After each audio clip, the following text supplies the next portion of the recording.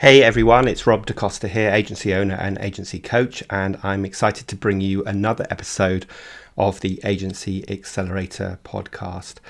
Today I'm talking all about the buyer's journey and the importance for agencies to really understand their buyer, and I want to share some of the mistakes that I see agencies making time and time again in their marketing. Now, the buyer's journey is the process a customer goes through to the point of purchasing a service from you. So the journey consists of several stages. These stages typically are broken down into awareness, consideration, and decision. So that's what we're talking about today, and let's get on with the show. Accelerate your agency's profitable growth with tools, tips, and value-added interviews with your host, agency owner and coach, Rob Da Costa.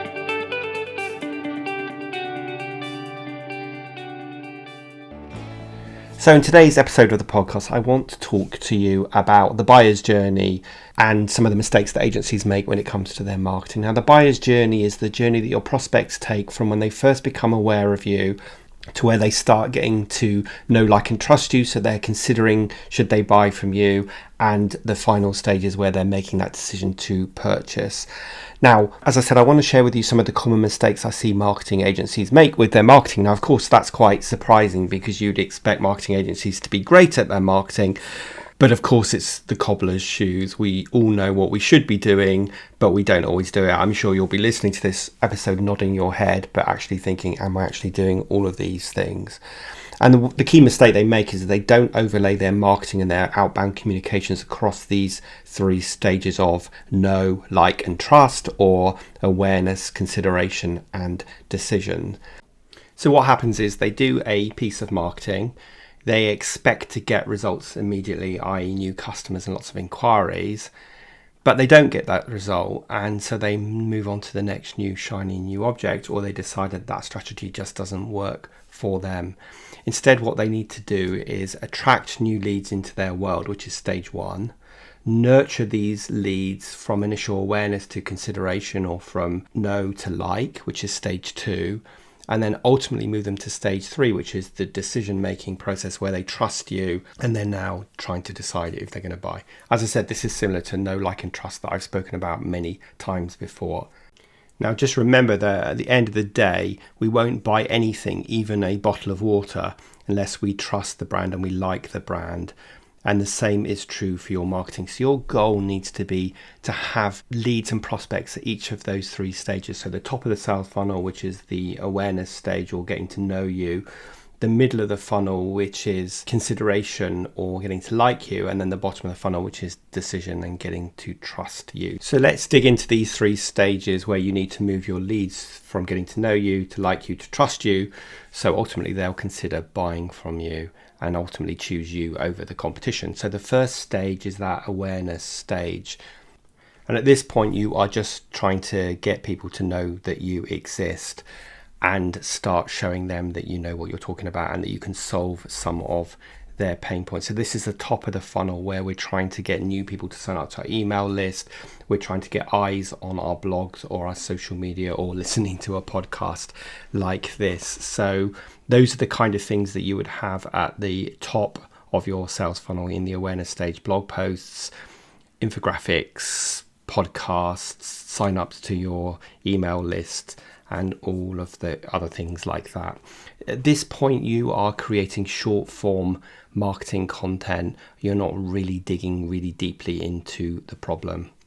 Now, none of this is going to work if you don't have a clear niche and you don't really understand your customers. What you'll end up doing is writing very generic marketing copy that doesn't really resonate with anybody. Your goal at this stage is for someone to read your content and think, oh my God, that's exactly what's going on for me.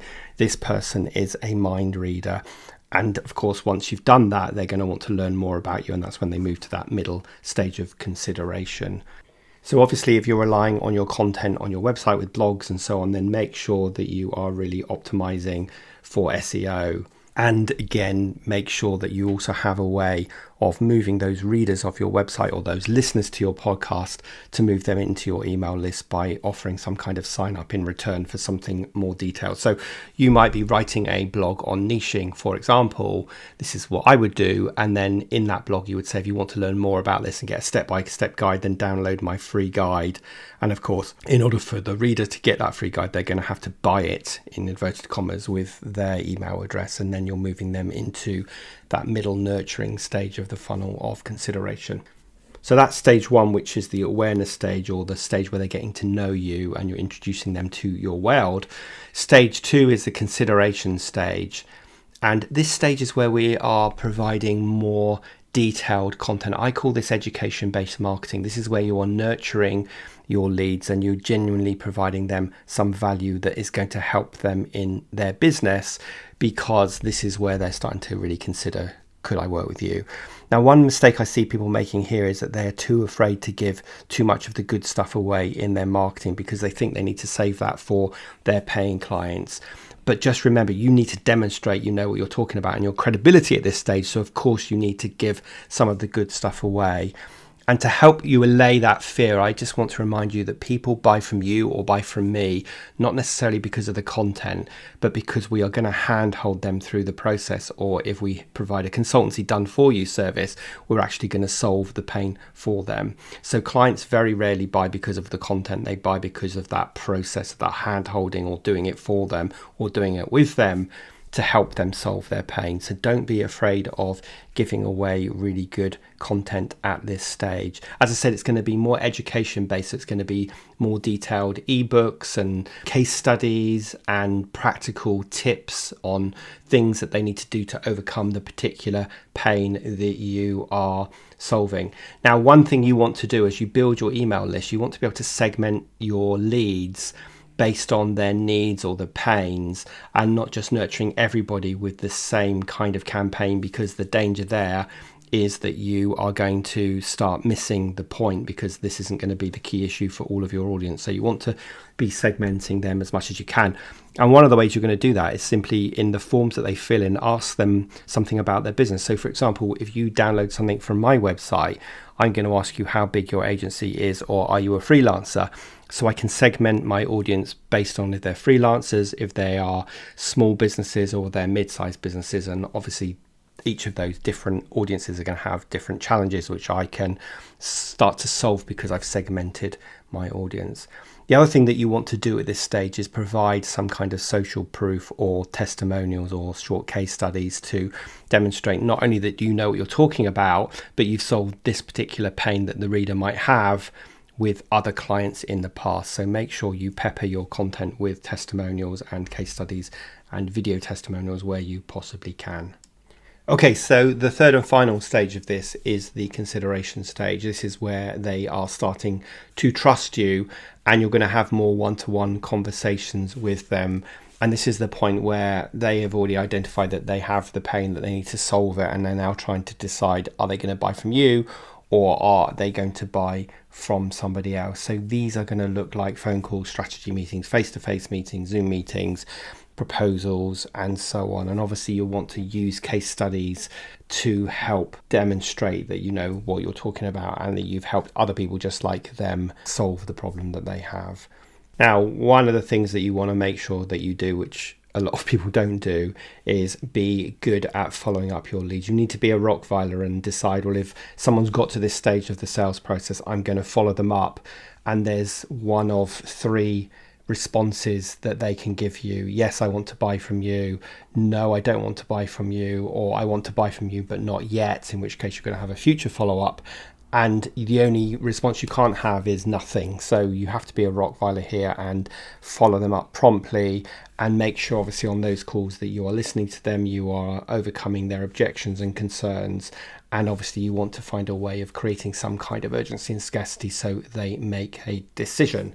So those are the three stages of your sales funnel or your buyer's journey that you need to move people through, and you need marketing to support you at each of those three stages.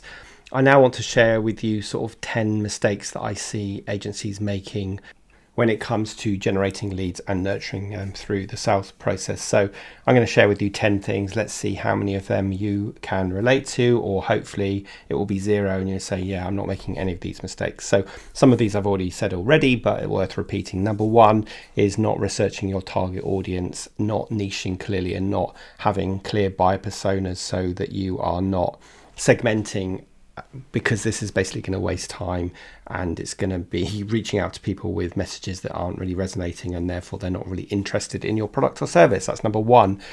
Number two is just more broadly not having a clear lead generation strategy.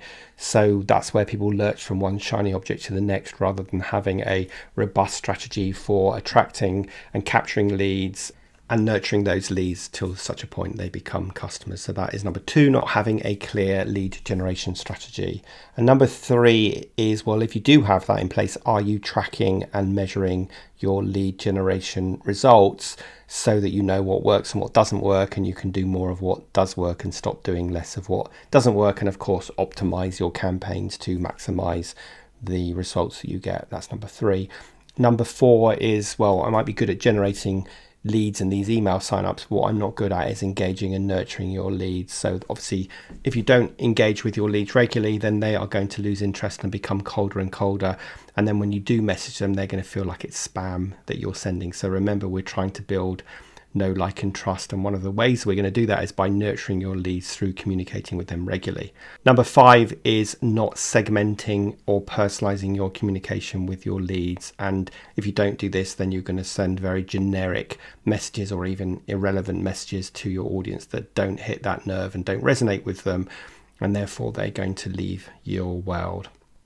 Mistake number 6 is not providing value to your leads. I've already mentioned this, but some people feel like they don't want to give away too much in their marketing, but this ends up meaning that you're giving very generic responses or information that everybody would give, or you're being too salesy and too pushy. You really want to make sure that you are getting this 80-20 balance of 80% of the time providing value, 20% of the time selling. So don't be afraid of providing value and the good stuff to your list, because that was how you demonstrate you know what you're talking about and you build that credibility. Number 7 is not following up your leads promptly. So when someone moves further down the sales funnel and they identify themselves as a potential customer, you need to be quick on following them up. And of course, the longer it takes, the colder that lead will become. And then you've put a lot of money and effort to get them to that stage and you've lost it. So make sure you are responsive in following up leads. And number 8 kind of goes hand in hand with that, which is not qualifying and prioritizing your prospects. So you might get a lot of leads, but you might not convert them very well. So you want to make sure that you are identifying your 5-star leads, which means they are a good fit. They have a need right now. The need that they have is something that you can solve and you solve for other people. And they also have the budget to spend it on your services. So that's what a 5-star prospect looks like, and you need to make sure you're qualifying your leads to identify those so you can really spend time on those rather than the prospects that are actually just time waster info gatherers, and they aren't the people that you want to spend lots of time on. They're the people who can digest your education-based marketing but not your time. So make sure you're qualifying and prioritizing properly, which is number 8. And the mistake number 9 is not creating a sense of urgency or scarcity and sort of leaving it with the prospect once you've sent them a proposal. You need to make sure that you don't get ghosted and that you are creating a sense of urgency with them to make a decision, because otherwise people are generally pontificators and they'll put off today what they can do tomorrow, or they'll go and start looking for other options. So you want to make sure you mitigate that as much as possible. So figure out how you can create some urgency and scarcity with your prospects. And finally, number 10 is not closing the deal with the customers. So you might be really good at generating these appointments, you might be really good on those calls, but you're really bad at closing the deal. So you need to make sure that you get dates in the diary to follow up once you've sent a proposal, and that you do put your salesman hat on at that point and actually try and close the deal. So those are 10 mistakes that you aren't going to make because you followed everything else that I said at the beginning of this podcast. So hopefully that has been useful for you. You'll be able to read the show notes with this, which will outline those 10 mistakes in more detail. But I hope this has been a very practical episode. I hope it's get you thinking a bit. I'm sure we can all relate to this and think there are some areas that we can do better. And as ever, if you enjoyed today's episode, please make sure you subscribe. Please do consider leaving a review on Apple Podcasts. And of course, please feel free to share this podcast with your agency friends and colleagues. But other than that, have a great rest of your week. And I will see you next Thursday for the next episode of the Agency Accelerator podcast.